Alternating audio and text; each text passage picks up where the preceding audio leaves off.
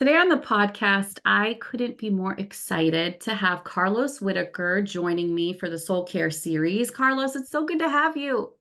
I can't believe I'm here. Thank you so much for helping care for my soul. It's my privilege. We were just talking about how we have so many mutual friends, but you and I have never actually connected. So this is really a privilege for me as well.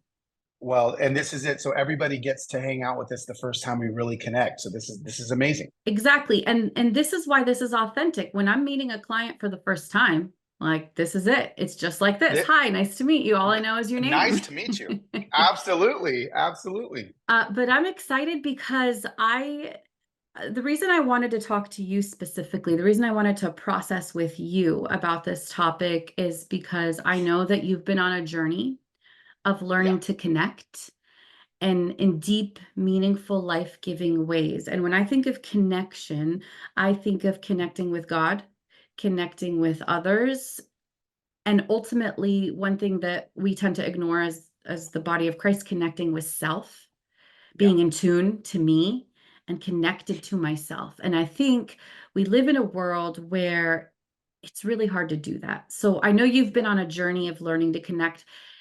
Before we dive into all of that, can you just give us a quick overview of who you are and what you do and just give a little bit of a background? Yeah, absolutely.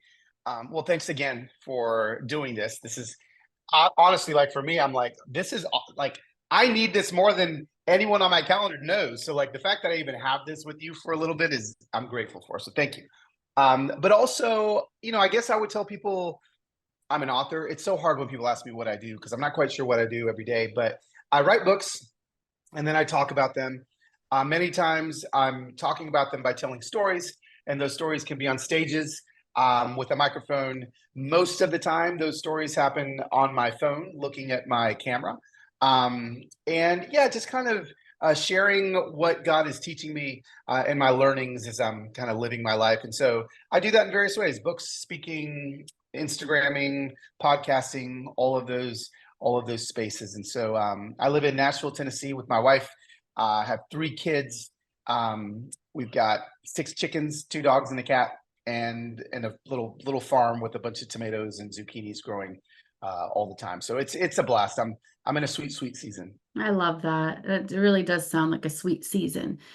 Yeah. So the topic of connecting is clearly something that's close to your heart. I know you have a book coming out all about disconnecting and reconnecting, and I want to talk about that a little bit later. But tell me why you felt the need for connection, and I want to know specifically when you look back at your life, was there a season where you felt very disconnected, and what did that look like? Yeah, I mean, I'll answer the second question first because I think the second question leads to the rest of maybe opening up the journey to the rest of the answers. The season that I felt probably the least connected, maybe like the last, I'd say 2018 to 2022. Um, I probably saw my influence, quote unquote, grow by leaps and bounds. And I was quote unquote connected to more people than I've ever been connected to, but it felt like I wasn't connected at all to any of the people I should be connected to. Mm, Um, and yeah, there was the more eyes were on me looking to give them words to process things, the honestly the kind of the lonelier things got and the more disconnected I felt, in my recent memory. Obviously there's been, seasons 20 years ago in my life when I was pretty disconnected in different ways. But recently, I would say that's kind of where this journey began, of, God, like, why do I feel so numb? Why do I feel just not connected to anyone or anything around me? Like I just really lost, not plugged into anything. And yeah, so that's when I felt the most disconnected, I think, yeah. recently. So are you the type of person who, when you're facing a lot of stress or overwhelm or overstimulation, are you the type of person who calms your nervous system by pulling away or by leaning into real life relationships? Like why do you think with so much going on in your outside world that others would say, "Oh, that's like awesome stuff, good stuff, your social media, everything's growing." Like what was it in that season that caused you to feel disconnected? Yeah, it's not all of my time, but most of my time suddenly went into maintaining and to pouring into relationships that weren't tangible.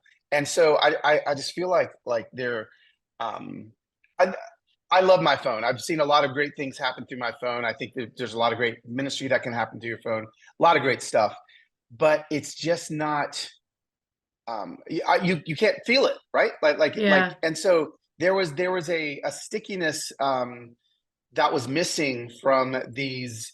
And I was actually making friends online. I was making relationships with other people that, and they were healthy relationships, but they just there was no breath, I think, to them. And um, I just started feeling really disconnected. And I think why was because I was replacing some of my offline connection with online connection that felt new and shiny and exciting. Um, when the reality is that this offline stuff probably was feeding me in ways that I didn't know that it was. That a lot of those relationships were obviously more important than I actually thought they really were. And so, yeah, I think there was a little bit of a facade to some of the relationships that were beginning in that season that I thought were going to maintain maybe my emotional health in ways that they didn't. Yeah. Yeah, essentially we have a tendency to exchange the inanimate for the intimate. Yeah. Like we Yes. replace it, we swap it out, and like you said, with the hopes that it's going to take us somewhere, but Yeah. it doesn't pan out. It doesn't. What what what was the cost? Like what was the sacrifice? You talk about these real life relationships that maybe you weren't pouring into in the way that you needed to be. What specifically comes to mind there? Like, what Yeah. relationships are you talking about? Gosh, I just think that I remember one moment in particular where my wife was going, she's like having a girls' night going out to, I can't remember where they were going, but it was like, it was her crew. And I just remember she got home and she was telling me all about it. And I was like, who's my crew? I had this moment of like, oh my gosh, like, could I even do that right now? Are there actual people that wouldn't be shocked when they got a text message from me that live near me that was like, hey, you want to go hang out? And suddenly I realized that I had legitimately forsaken a lot of close relationships that I was in breath to breath, face to face with people, with with a lot of just texting and a lot of Yeah. DMing and a lot of it just that was the moment for me where kind of took my breath away a little bit, where I was like, I don't know if I have that anymore. And to be honest with you, it's taken me a few years to get that back. But I don't. I'm grateful that I had that realization because it took a lot of work and effort to finally have. I mean, maybe four. I've got four guys now that I'm like, okay, we hang out a lot and we see each other a lot, and it's not just on online. And it's taken a lot of work to get back there. Yeah. But that was kind of, I think, my realization point. So you were in a season where you had a lot of wide relationships, but not a lot of deep relationships. The wide end of the funnel was really big. People were falling in there, but there I don't know, there wasn't a lot here at the end of it. And that takes a lot of work and intentionality. But I do notice that some people, like your wife, maybe it comes natural for her to have people who are close, up close and personal. But other people, Absolutely. it's not as natural. In fact, some people, it doesn't even feel that safe to have people up close and personal. It feels Yeah. safer to keep people at a distance and it feels comfortable. I'm just curious in your history, like what type, I mean, you seem so warm and but that can throw people off because sometimes the Yeah. warmest people aren't necessarily ones that are like Are super great friends. comfortable with up close and personal. So I'm just curious, Totally like no. what it is for you, like what Oh, has that looked like? yeah. You ask the worst questions because they pull things out of me that you're right. I mean, as you're saying that, like, I think for the longest time, I just something that I would say a lot, and even people close to me would say if I said it is, I'm not a great friend. And they're not saying that to point out the negative in me, as opposed to point out like, Carlos, like, why is that? Why are you not comfortable going deeper with people really close? I like you're right. Like I am like, I think the reason a lot of people tell me that when I walk out on stage somewhere or when they open up their phone and I meet people that have never met me before, if they're with somebody, they'll legitimately say, if this is an Instagram follower, hey, this is my friend Carlos. They'll say that about me. Um, and they've never met me before. We've never had a conversation.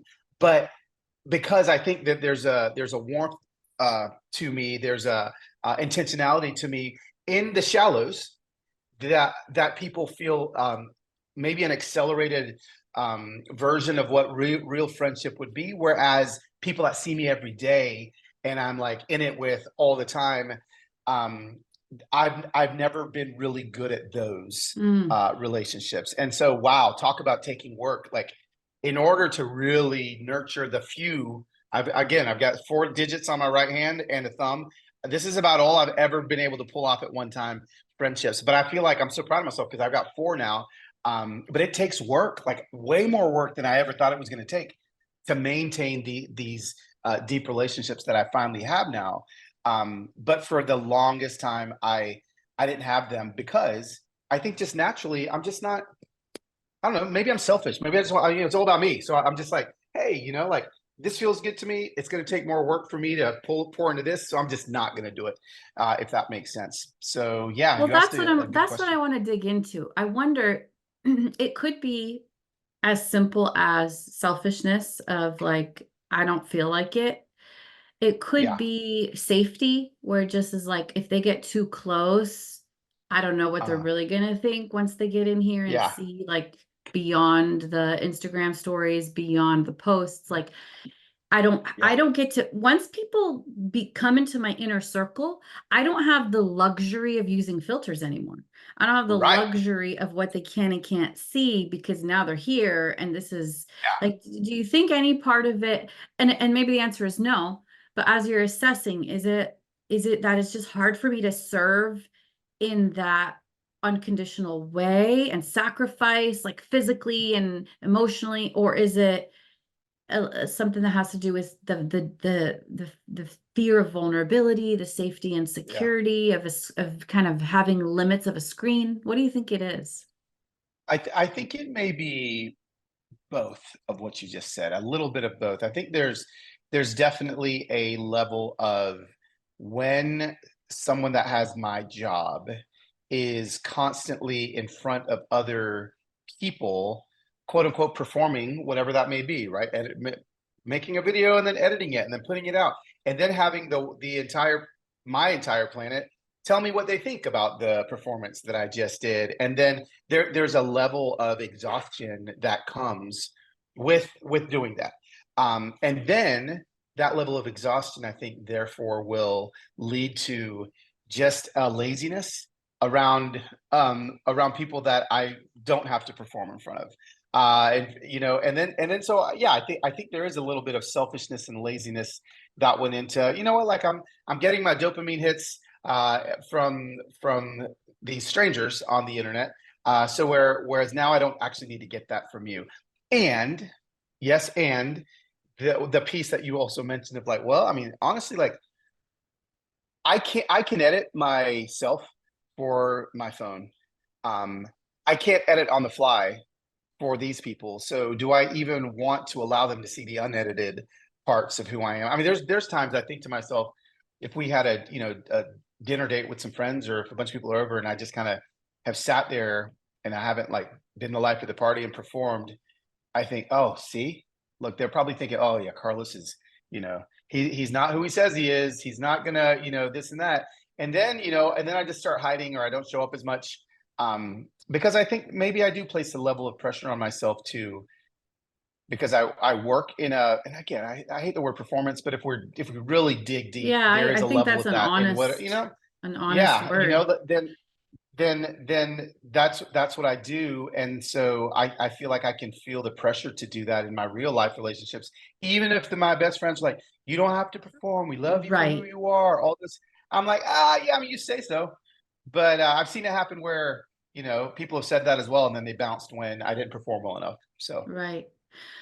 Let's talk about that for a minute. When you think back at your history and you as a young man, kid, teen, college, just like looking back at your childhood and your tendency to be a performer and be like, hey, like I just, that on button and the superficial relationships.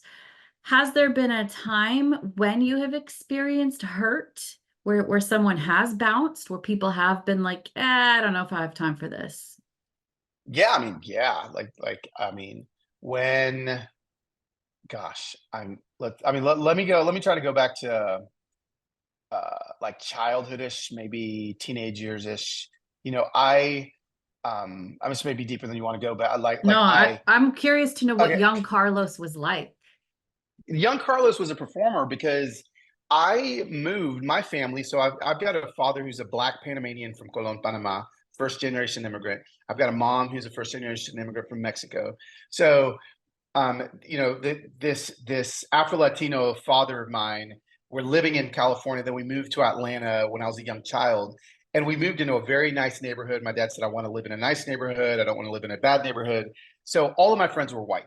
All of my friends were, just the quintessential Southern white evangelicals, and I found myself at a really early age performing, like literally trying to be as white as I possibly could. Right, Literally, they make fun of my Gary Coleman haircut, and they put, their handprint in my hair, and like, look at girls' hair, it doesn't move, you know.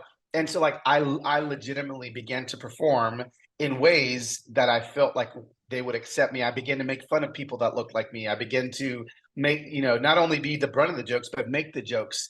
Um, and and I just remember like from an early age having to perform in order for people to accept me. It was almost survival in those days. And I know that I look back in my childhood, and I know that those were moments that maybe trained me into how I'm dealing with things even today. So I mean, yeah, yeah, they there's like a little me thought for if you. blank. They Oh like me if yeah. I act like this. So I'm just gonna keep acting like this, and in a way that performance hides who I really am, you know, Yes, but I know they're absolutely. going to like it. Yeah. Oh So, yeah. Oh yeah. Easy. Easy. yeah, I think Yeah. that's a really clear example of Mm, how things in our childhood shape us to who we are today. And even the yep. insecurity of are they really going to like me because they don't like me unless I perform. Right. So once I stop Totally. performing, what happens? And I know Yeah. that tension of coming, I'm a Mm, first gen American myself. I know the tension of trying yeah. to blend in and Yep. not be fully authentic, but just a curated authenticity because I know what Absolutely. people are going to connect with. And then you carry Yep. that in. And next thing you know, you're in your, however old you were when you had that moment of, wait a second, who is my crew? Yes. Absolutely. And how am I going to have to perform now to get a crew back? Like it is. There is a deep level of. I mean, I've never said the word perform so many times in 28 minutes, but I feel like I'm saying that because uh, there's a truth to it that yeah, it's helpful to talk about and to say out loud, because I do feel like as much as performing has, I'll be honest with you, performing has given me a lot. Performing has given me a lot. I mean, it's given me really what I do with my life. Although it helps people, it helps a lot of people. I feel like a lot of people have been helped. I just have to sometimes, I think, figure out when I can stop doing that. And I think I've gotten better at it, really good at it with my wife and my kids. I feel like Yeah, I was about to ask you they, that next, actually. What has that yeah, looked like okay, with them, and especially yeah, when you were feeling that season of kind of like I don't feel deeply connected. What yeah, did it feel like? Funny thing is you started feeling the disconnect before the whole world started feeling it in 2020. right. No, true. But Yeah, I'm just curious how it felt at home. Like, do you still have yeah. part No, of you that feels like you have to be on in a certain way at home? Like, what did that feel like? no, it actually was the opposite. It actually was almost like I was so lethargic and so I almost took for granted the safety I knew of who I was around that I would turn all the way off. And I think that was actually what ended up happening at home with the kids and my wife was that I would completely just like it went like whatever you saw on stages or in books or on the phones I mean, literally, would I'd be unrecognizable at home, just a sloth, just kind of moving from Because what. And then when it was you were time to out of turn it on, energy at that point. I was out of energy. Literally, it was gone. Um, and I mean, there may have been a date that I had with my wife at that point that she's just like, you're giving 200,000 people all the things that I feel like you should be giving us, and that was the beginning of some like, oh wow. And this is after, I mean, gosh, I've done so much work in therapy and inner healing and all these things, and it just goes to show that um it was like we're never done. Like Yeah, we never arrive at a place of, oh sweet, 4 years of therapy, 2 sessions of right, inner healing, I am good till I'm done. No, right. like it just as It's we're living in this layers. broken world, The it's Lord's just like, I'm layers. We're just taking you peeling that deeper, thing. Carlos. One more layer. Yeah, absolutely. And so yeah, it was more of feeling the sloth version of who I was around my family that was like they don't deserve this. I actually don't deserve this. There's more for me in my home life than I'm experiencing. And honestly, like our church, this was right around um uh I mean, we've been at the belonging at our church in Nashville for about 7, 8 years now. But this was a very crucial season for my church in my life, where I was able to really, do some healing work there as well. And that was kind of after a lot of work that I'd done in therapy. It's like I needed to go get into like the inner healing space with my church, and they were really helpful in that season for me. Yeah. I wonder if part of it is also, as you're online and connecting superficially, there's the perk there for us to continue any sort of behavior, like you said, the dopamine Yeah, boost, there has to be some reward.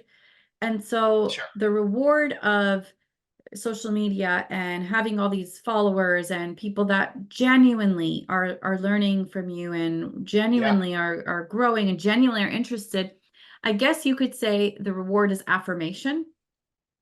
sure. And Yeah, you could say that. it comes at a cost, but it feels really good. It's like I give and then I receive affirmation, affirmation, Yeah. affirmation, but not necessarily an equal trade, right? You might be getting affirmation, No, but you're not it's getting like much more the than that. oh And no, yeah. sometimes I mean, it's probably not even affirmation. no, definitely. Sometimes it's the opposite, right? It's 2 days of having to put out fires because of people, trolling. But it's But like a yeah, slot it's machine. like It's like one day I pull the I slot know. machine and it's like, ooh, jackpot affirmation. The next day it's like, ooh, mean comments. But it keeps you addicted Yeah, because it's like, I don't know what I'm gonna get, but I want the good stuff. it actually um it's like an imitation of something that's really good, right? Like you ever had like good wine, then you have cheap wine, and you're like, I can Right. tell the difference. Right. But the cheap wine still delivers the response that your brain wants it to deliver to you. And so you're like, oh, this is cheap wine, it's easier, it's cheaper to get. And so yeah, I was definitely getting a lot of the imitation version of connection that Yeah. um that I think I was looking for. Yeah. So now you've been investing in the work of real life, life-giving relationships that aren't just about you giving or you receiving, but about the give and take. That's what life-giving Yeah. relationships are all about. And one thing that I found so fascinating about Jesus, Yeah. even though he was Jesus, he still engaged in the give and take of relationships. He did a lot for his disciples, but he also asked for things from them. Yeah. Hey, can you go do this for That's me? good. Hey, can you pray with me? Can you stay up? Hey, I need you to do this for me. And it wasn't just like Yeah. I'm just pouring out, but I'm also being vulnerable to receive. Yeah. Tell me a little bit about the That's receiving good. part for you and what that has looked like in your friendships versus the I'm just here to give and give you some advice and give you some encouragement, Yeah. but also like I need something from you too. Yeah. Wow. No, that's good. That is that took some work to find spaces that I felt trusted enough to be able to ask for people to give me something without an expectation of me giving them something back. So, again, so much of what I do, even like in like the book world or whatever, it's like, here, I'm going to scratch your back, you scratch mine. I'm going to talk about your book, you talk about mine. And I just, I just needed some friends that just wanted to be my friend. And so I did. I found two at the beginning, um, and oh my gosh, like these two guys, the selfishness that I think I may have even said when we first started hanging out, hey, like I'm gonna be really selfish in this friendship. Like I remember like having this conversation with my friend Rob, going like, I don't need, I honestly I don't need a lot. I don't want a lot of advice. I don't want a lot of I just want to hang out. I just want to know that you want to hang out. Can we play pickleball? Can we like, and so I found some relationships that two of them in particular, Kettrick and Rob, that started off very selfish for me. Can I just get what I want from you? And then they're like, yeah, sure. And then those, now those are the two dudes that get all the tears from me. I started off wanting shallow, easy relationships, and they're the ones I trust the most. I think because they've invested the most Yeah. time into who I am. And so, yeah, I mean, I'm Even no though you rock said star they friend. started off selfish, what's interesting is that's unique for you because you're usually the Yes. one that enters in and is like, hey, here's what I have to offer. Hey, like me, I'll tell you Yep. what I got to offer you. Here's what I got to offer you versus I got nothing. Can you give to me? Like that doesn't sound Yeah. like your norm.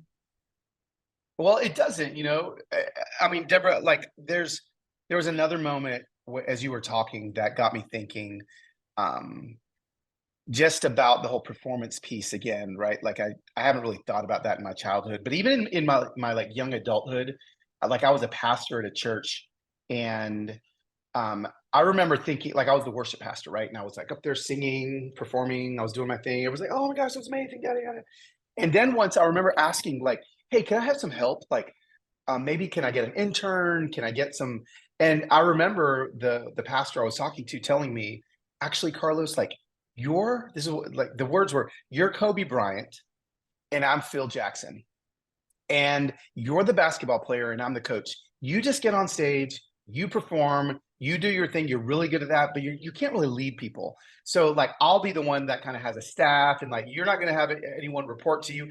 And I just remember in that moment thinking, oh, I guess I could never be a leader. I guess I could never lead people outside of being in front of the microphone and singing and dancing. Um, and that stuck with me too.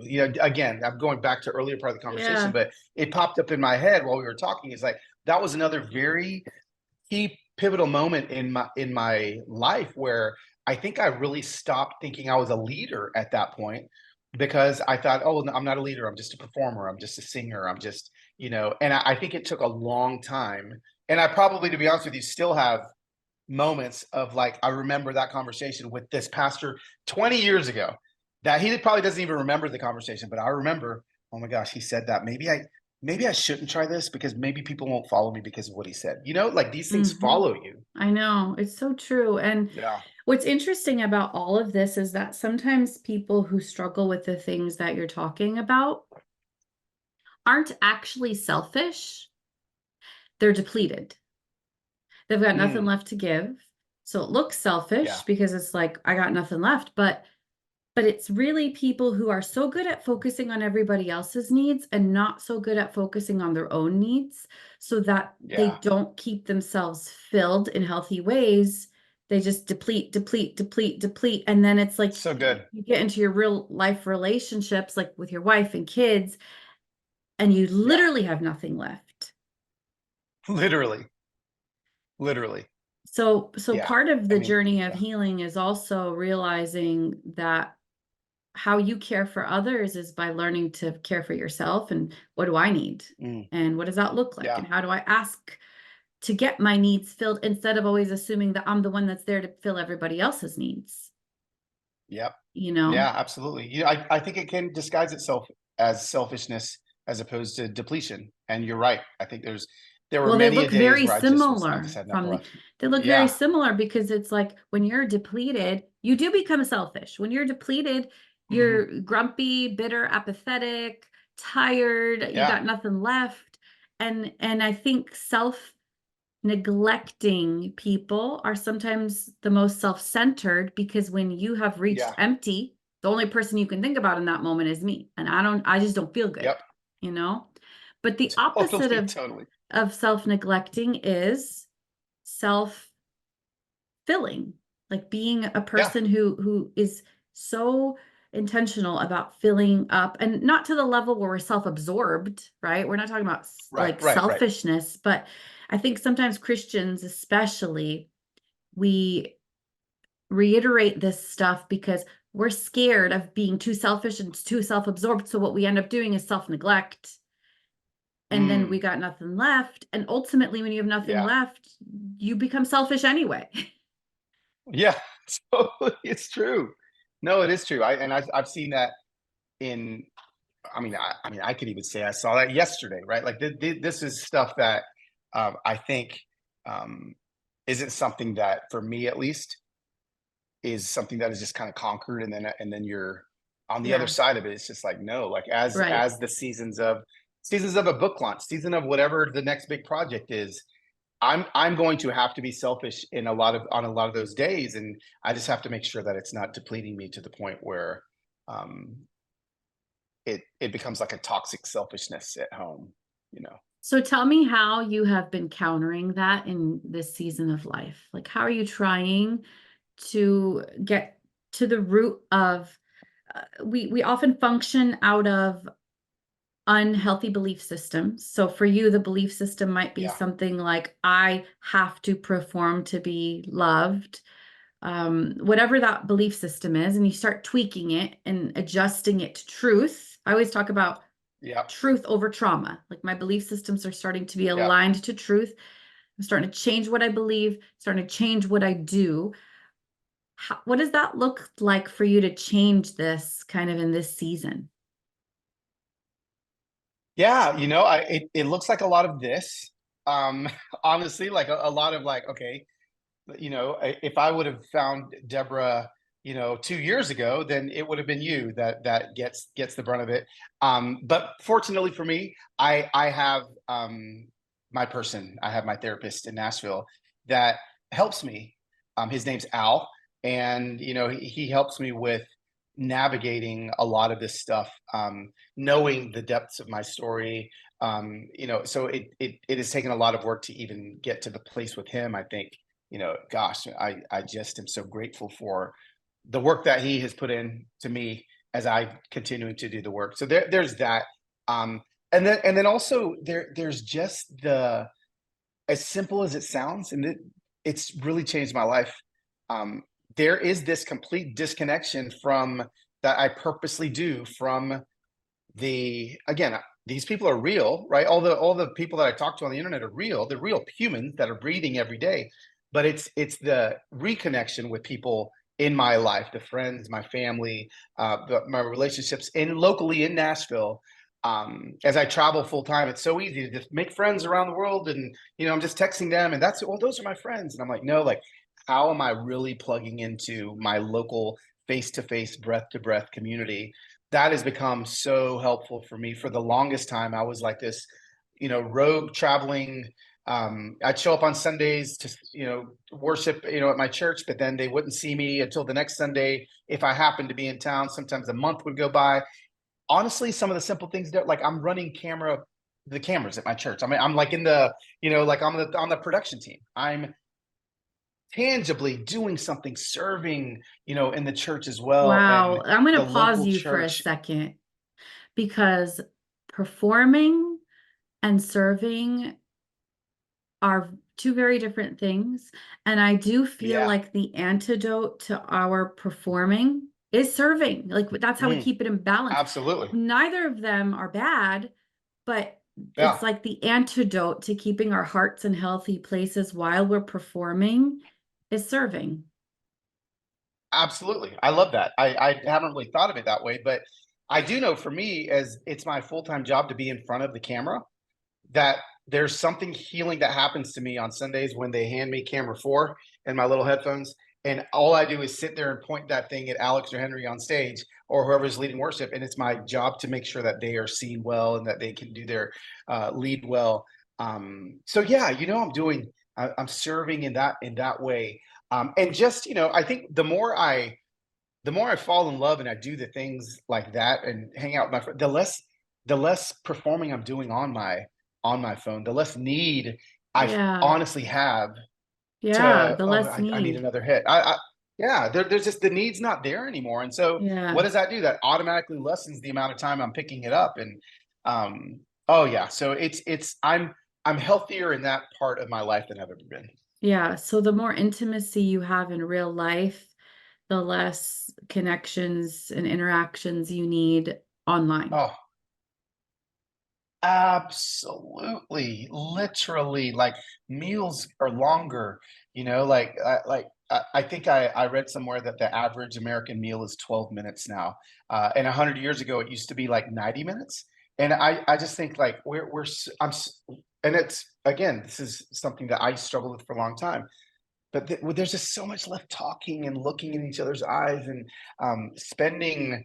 I think the bank that we built um, of our emotions and all the things, like spending those in real life places as opposed to places that are Right. constantly filling me with rage. I literally deleted Twitter off my phone because it just made me mad. I Yeah. just was, and I was like, wait a second, can you believe that? I remember asking myself, like, the only time I've been angry the last 3 days, every single time was because of my phone. Like every single time I was mad. I was never mad at anyone in my real life. Right. I wonder if there's a correlation there, right? So I started asking those difficult questions, and yeah, just was on my phone a lot less. Setting a lot of boundaries. Yeah, absolutely. Okay, so let's move into the last couple minutes here where I want to ask you about setting boundaries. Specifically, you just kind of did this experiment of being off screens for a while, which to me is high boundary. Another one of the rhythms of soul care is protect. Jesus was really good at protecting his calling, and boundaries is Yeah. like the theme of that. And I'm sure you had to really learn how to protect this part of you and nurture it and set boundaries and say no to the things that were robbing you of your attention and your energy where your energy was leaking out.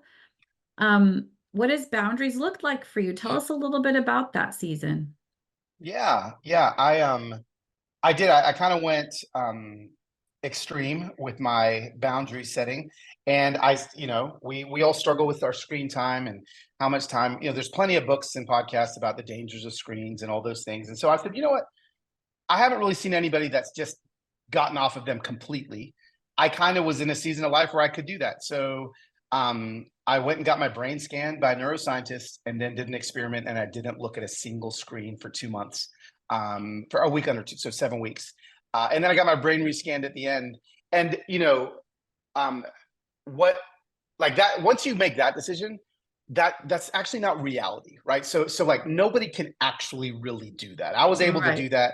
that, to do this experiment, but that's not like where I'm living now is the Yeah. reality. So really Right. the boundaries that are being drawn are where I'm at now. And Right. um so Absolutely. yeah, so it's like the answer isn't to move in with the Amish or to go to a monastery and to get burn the phones. No, the answer is like, what am I doing now to create those things? And I think it's really honestly, um, it's a lot simpler. It's not rocket science, but there are things that I have decided to do that have really slowed me down. And for me, what I realized during that season where I didn't look at a screen was this the pace of my life, the speed of my life, the speed of consuming content, of learning new things was unmaintainable. And I think probably the loudest thing that happened for me was that I realized I was moving way too fast. So what I've done is I've made conscious decisions to paint boundaries around me that keep me in the slow lane. Like I'm no longer in the fast lane. I am slow. I Yeah. start my mornings off slow. I try my hardest for the first 2 hours I'm awake. I never even look at my phone, right? Like I bought an alarm clock to put next to my bed that will wake me up instead of my phone waking me up. Then I'm not woken Yeah. up to 7 email, Right. and a few text notes. No, I do things slowly. When I go to a coffee shop now, I'd never get a coffee to go. I learned while I was on my little experiment.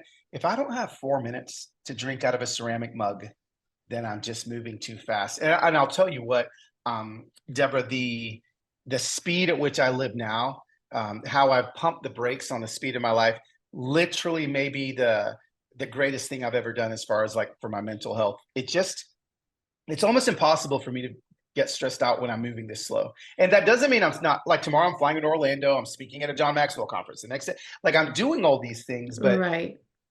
inside of my days, I'm painting boundaries. You know what? I'm not going to have Siri tell me how to get to from point A to point B. I'm going to look it up before I leave. I'm going to write it on a napkin. And then I'm not going to have Siri barking directions at me every turn I get to and interrupting my favorite song that I'm listening to on the way there. Like, what are Yeah. these tiny little things that I've done? Small shifts, not gigantic shifts, but small shifts I've done to maybe um, take back some of that of the speed that I was moving. And so, yeah, To you know, me, I it wrote a whole sounds book about it. like Yeah. you're learning to connect with yourself first Yes. so Yes. that you can connect with God and with the people that are most important to you. And then Absolutely. ideally, whatever you have left over after that, you Yep. give to the ministry that God has called you to. That I mean, hold on, can I write that down? Did you record that? Because I just need to put that like on my laptop because that is exactly what I'm trying to do. There and here's the cool thing. I was on my phone 7 hours a day before I did this experiment. Now I'm like 3.5 hours a day. I am just as effective as I Yes, was before, I but all believe that it. other time is now being poured into where it needs to be poured into. So Yeah, and hopefully it's getting poured into what Carlos needs to fill up, like yes, all throughout the day. Where am I at? How full do I feel? What do I need? So that I can remain filled to do what God has called me to do. And I'm really proud to hear that. I love chatting with you. I love your story. oh, thank Tell you. tell us where people can find you, find this book that you wrote, and just, Yeah, I want people to connect with you online, thank you, knowing Deborah. that you're a real life person with boundaries, trying to be healthy. Yep, We can still yep. learn from each other, but I do think it just shifts our expectations of our relationship with each other. Absolutely. Well, if I'm not on a Zoom call with Deborah trying to continue to fix myself, you will find me on Instagram. I told people, hang out with me on Instagram. That is like the happiest version of me you're going to find. If you accidentally find me on Twitter, I get angrier over there. So I try to delete that off my phone as much. It's Dr. Jekyll and Mr. Hyde, but Loswit on Instagram, LOSWHIT there. And then, yeah, I've got books that I've written that maybe one of those can, help you as you navigate your life journey as well. And I'm out here figuring it out. If you want to hang out with somebody that's figuring it out, you can hang out with me. I appreciate that. And I hope as you guys are listening to this on air session that you're starting to think through the health of Yeah, your relationships, the health of your relationship with social media, how connected you are to yourself, life-giving relationships with others, and asking, how does God want to heal me on the next level? What's the next layer for me on this journey of healing? Because that's what Jesus wants for all of us, is to have lives and souls that are healthy and prospering in Jesus' name. So thank you, Carlos, so much for joining me for just sharing your struggles and victories and just processing with me. You're welcome. Thanks for doing that. It's good to have you.